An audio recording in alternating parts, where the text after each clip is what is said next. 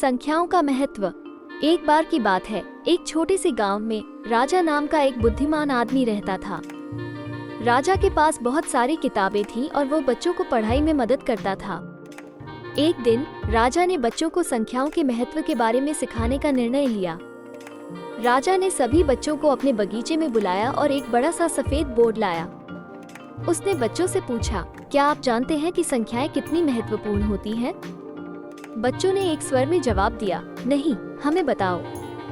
राजा ने बोर्ड पर सबसे पहले नंबर 1 लिखा और बोला, ये है 1।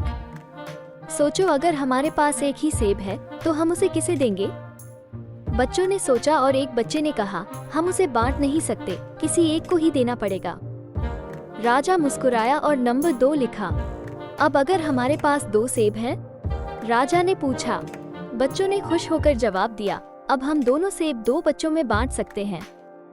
राजा ने समझाया, संख्याएं हमें चीजों को मापने, गिनने और बांटने में मदद करती हैं। अब सोचो, अगर हमारे पास 10 सेब हैं और हमें 5 बच्चों में बांटना है तो हर बच्चे को कितने सेब मिलेंगे?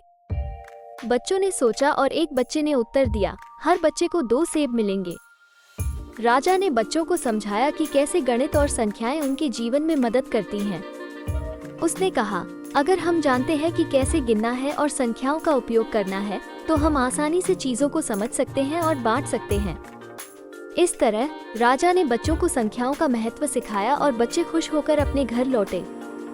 अब वे जानते थे कि संख्याएं सिर्फ गणित की किताबों में नहीं बल्कि हमारे रोजमर्रा के जीवन में भी बहुत महत्वपूर्ण होती हैं। नैतिक संख्याएं और गणित हमें जीवन को समझने और समस्याओं को हल करने में मदद करती हैं।